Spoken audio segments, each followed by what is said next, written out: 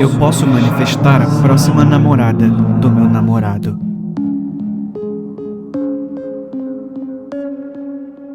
Decidi matar Ellison depois que a minha pequena brincadeira sobre amantes saiu do controle. Começou cerca de 6 meses atrás. Eu estava aninhada com ele, depois de uma sessão particularmente deliciosa de intimidade, e disse do nada: "Eu aposto que sei como será sua próxima namorada." Ele fez uma cara feia e disse: "Ah, não seja boba. Você é a única pra mim. Não tem próxima namorada." Eu continuei: "Ela vai se chamar Ellison.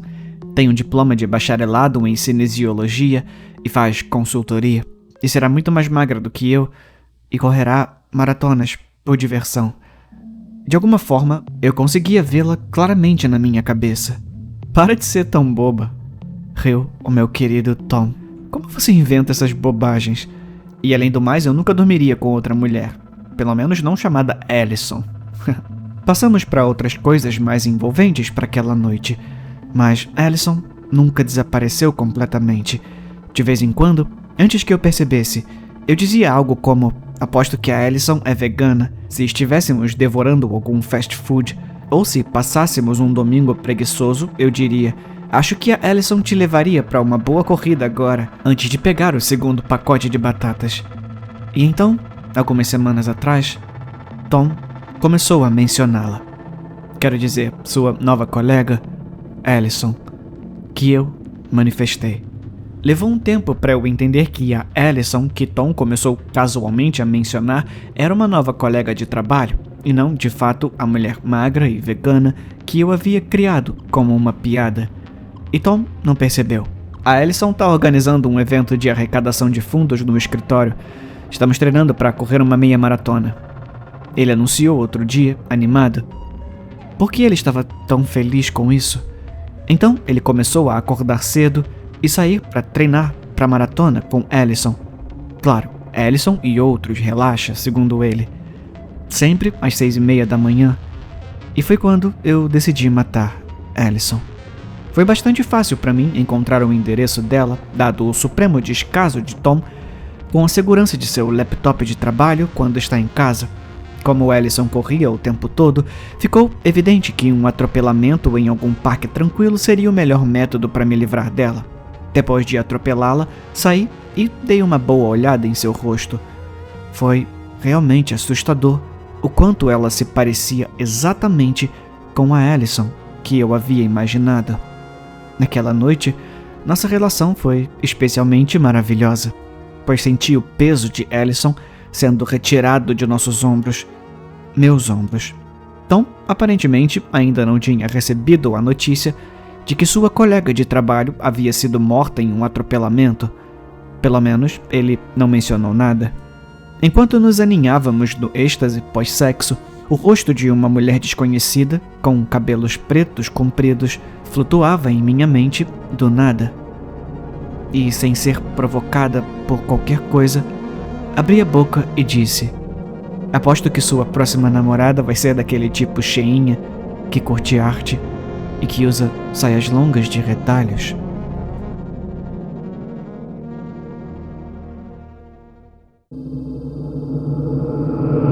Canguru. Eu moro na mesma casa há 40 anos. Depois que Ralph faleceu e eu fiquei sozinho pela primeira vez em 3 décadas, recorri aos meus vizinhos em busca de conforto. Eles forneceram isso em abundância. Fiquei honrado e levado às lágrimas por sua gentileza. Poucos lugares garantiriam que um velho solitário fosse cuidado. Estou cercado por pessoas maravilhosas e lindas.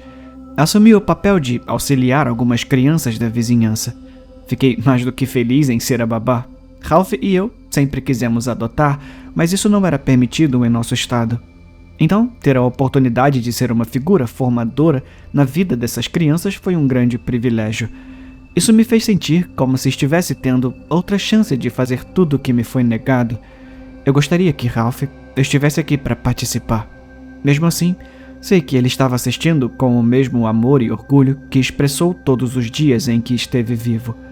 Uma garota, Madison, formou uma conexão particularmente forte comigo. Seu pai estava fora de cena. A sua mãe, Ellen, que estava empenhada em trabalhar a noite inteira, supostamente ficava fora de casa durante o dia. Ellen sempre foi uma vizinha mais solidária e amorosa após a morte de Ralph, então, quando tive a oportunidade de ajudar Madison e cuidar dela durante o dia, fiquei mais do que disposto. Comecei a cuidar da Madison logo após seu aniversário de 10 anos. Ela se apaixonou pela coleção de cangurus de pelúcia espalhados pela casa. Ralph nasceu na Austrália e eu sempre o chamava de meu pequeno canguru, especialmente quando ele ficava animado e seu sotaque ficava mais visível. Nos aniversários dele, eu dava a ele algum tipo de canguru de pelúcia. Eles estavam juntando poeira após a sua morte e ficariam felizes por Madison poder dar-lhes um pouco de vida novamente. Os anos se passaram e Madison começou a crescer. Fiquei preocupado que ela estivesse ficando deprimida. Ela nunca teve muitos amigos na escola. Ela vinha direto quando o dia terminava e fazia a lição de casa enquanto esperava pela mãe. Seu humor estava menos animado do que eu lembrava. Parte disso, tenho certeza, era a idade dela. A adolescência é difícil para todos, ainda mais para alguém com uma vida familiar difícil como a Madison. Ainda assim, eu me preocupava com ela. Ela era perfeitamente legal comigo e nunca foi rude ou desrespeitosa, mas enfim, ela desistiu. Ela também não assistia mais televisão comigo depois do dever de casa. Ela apenas sentava no chão com o seu pijama de canguru, que naquela época era pequeno demais para ela, brincando com as pelúcias de Ralph. Assim como ela fazia quando era pequena. Quando Madison tinha 16 anos, ela arranjou um namorado. O primeiro dela, até onde eu sabia. Eu nunca gostei dele, de forma alguma. Ele era o típico adolescente cheio de si. Um perdedor fumante, inveterado e desbocado. Não havia nada que eu pudesse fazer sobre isso, no entanto. Madison não o trouxe para me apresentar e acho que ela sabia que eu não aprovava. Mas não era da minha conta. Eu disse a mim mesmo anos antes que tais situações seriam puramente entre Madison e sua mãe. Apenas se eu sentisse que Madison estava em perigo, eu iria interferir. Madison passava cada vez mais tempo com o namorado e cada vez menos comigo. A casa ficou em silêncio novamente. As outras crianças de quem cuidei já tinham idade suficiente para cuidar de si mesmas. Os pais delas paravam de vez em quando para tomar café, mas minha interação pessoal geral era muito menor do que eu gostava anteriormente. Eu estava sozinho. Uma noite, Ellen veio até mim em pânico. Obviamente, Madison admitiu que tinha usado drogas. Ellen não tinha ideia de que tipo de droga, mas estava apavorada pela segurança da filha. Tentei tranquilizá-la de que deveria haver algo que a escola pudesse fazer, mas foi então que ela me contou a outra metade da história. Madison estava grávida. Isso me chocou profundamente. Eu tinha visto Madison pela cidade nos últimos meses e notei que ela havia ganhado peso, mas nunca imaginei que ela pudesse estar grávida. Agora, seu uso de drogas era ainda mais preocupante. Tentamos elaborar um plano juntas e a única coisa em que concordamos foi que a escola precisava saber. Mesmo que o sistema escolar local não fosse o melhor, eles deveriam ter recursos dedicados a problemas como esses. A escola não fez nada. O comportamento imprudente de Madison continuou. Ellen estava aterrorizada demais para chamar a polícia, pois temia que ela fosse colocada em um lar adotivo. Eu também estava perdido. O tempo passou e nas raras vezes em que vi Madison na cidade, ela estava cambaleando bêbada com seu namorado idiota. Sua barriga proeminente, uma obscenidade em meio à sua embriaguez.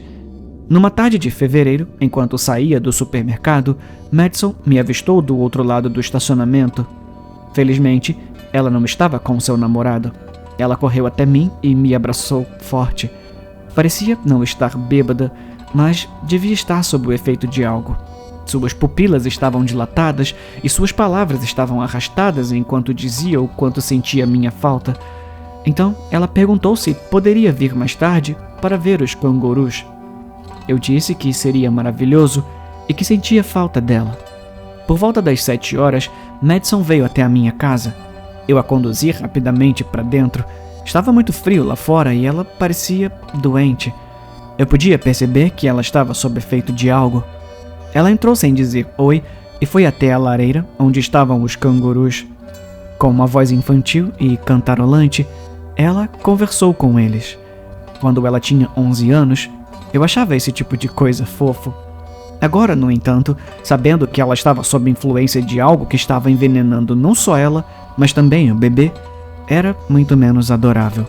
Me aproximei dela e perguntei se podia pegar seu casaco e se ela gostaria de chá e bolo de chocolate. Ela não respondeu, apenas continuou conversando com os cangurus. Suspirei e me sentei no sofá, esperando que ela recuperasse a consciência e conversasse comigo, ou que fosse embora e, esperançosamente, voltasse para casa de sua mãe. Madison passou pela fileira de cangurus de pelúcia na lareira, dizendo "eu te amo" para cada um. Depois voltou fazendo o mesmo na ordem inversa. Então virou-se para mim. "Eu também te amo, Michael", ela disse suavemente, um sorriso fino rachando seu rosto pálido. "Mas sabe o que? Eu amo o pequeno canguru mais que tudo."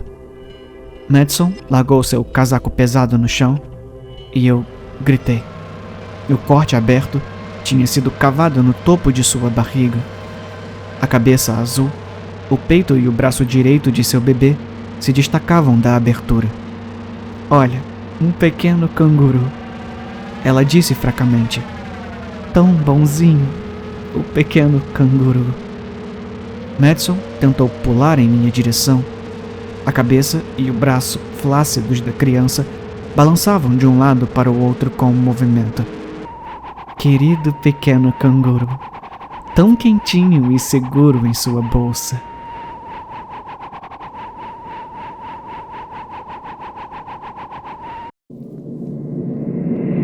É difícil ser a filha de um super-herói.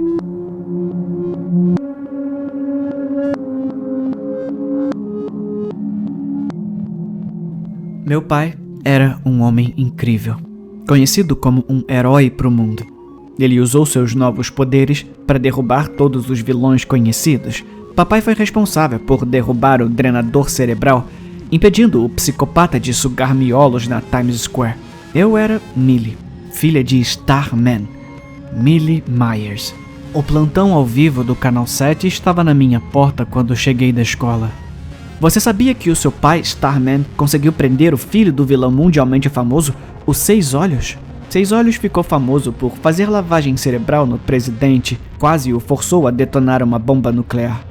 Seu filho de 19 anos, Cartwright, não queria nada com ele. Passando pela repórter, mergulhei pela porta. Caminhando para dentro, deixei cair minha mochila no corredor. Fingi não ver as marcas onde papai pregou tábuas de madeira na porta. Fingi não ver as 1370 marcas, registrando os dias. Onde está o papai? Ethan Myers, meu gêmeo, estava assistindo à TV que não tinha mais tela. No porão, ele murmurou. O papai está interrogando o filho do vilão.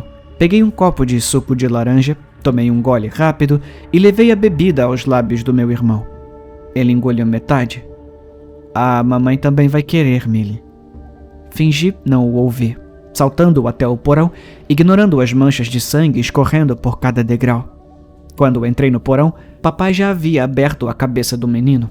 Ao seu redor, havia restos, cadáveres empilhados até o teto, membros, cabeças e torsos contorcidos e fundidos em uma massa de carne e sangue, mas também havia vilões de sucesso. O drenador cerebral e o cara de rato foram rasgados e remontados novamente. O sorriso de Starman era largo, passando os dedos pelo cérebro nu do filho de um vilão, que se contorcia, soluçava, gritava e ainda estava acordado. Eu não tive permissão para gritar. Se eu gritasse, acabaria como Ethan. 1400 dias. Desde que Starman entrou em nossa casa e anunciou que seria nosso novo pai. 1400 dias desde que ele arrancou a cabeça da minha mãe com um laser e deixou meu irmão louco. 1400 dias desde que Starman queimou minha irmã viva porque só queria 2 filhos. O que você está fazendo com ele? O sorriso de Starman se alargou e observei o filho do vilão se contorcendo sob seu toque. Eu podia ver as pequenas faíscas de eletricidade saindo dos dedos do meu pai. forçando a vítima à submissão. Quando Cartwright explodiu em risadas maníacas, revirando os olhos, eu também ri. Sabe, Millie, disse meu pai, não podemos ter heróis sem vilões agora, podemos? Eu estendi a mão, cutucando o cérebro do menino. Papai me ensinou tudo sobre cortar humanos, porque os humanos eram ruins. Pessoas como papai eram melhores. Peguei um bisturi, sorrindo. Eu posso ajudar? 1400 dias desde que Ethan e eu tentamos escapar do papai. 1370 dias desde que começamos a arriscar nossos dias de cativeiro pela porta. Sabe-se lá quantos dias desde que enlouqueci.